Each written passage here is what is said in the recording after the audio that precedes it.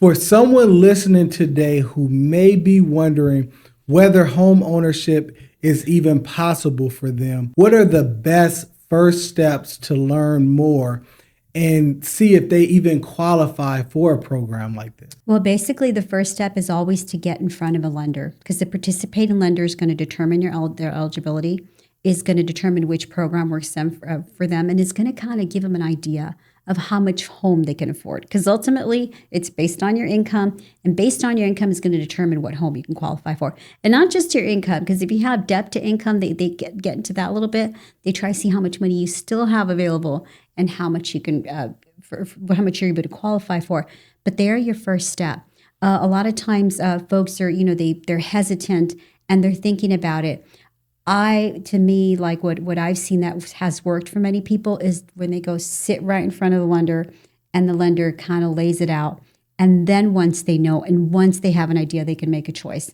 Because a lot of times we can just be guessing. We don't know where we stand. And we think we might, and you'd be surprised how many people didn't think they were ready and they start home searching because they find out they're right there.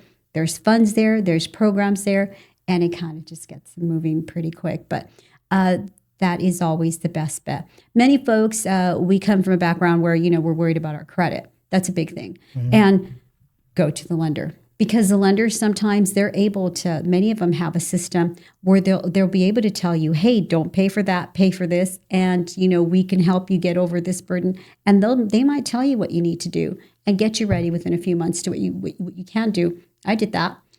I sat down and I wasn't, I didn't know what to expect. And they told me, step B, step A, and don't do that, stop paying that. And, I was in, and that's how it works out. And many folks, we don't want to approach them, but I think it's the best bet always to start with when you're participating lenders and to determine your eligibility, because they'll look at everything and they'll be upfront with you. They're there to help. The lenders are there to help. And so if it doesn't work now, they'll tell you, just do these steps and when it'll get you in there, because that's what they're in the business for, right? As well as real estate professionals. Yeah.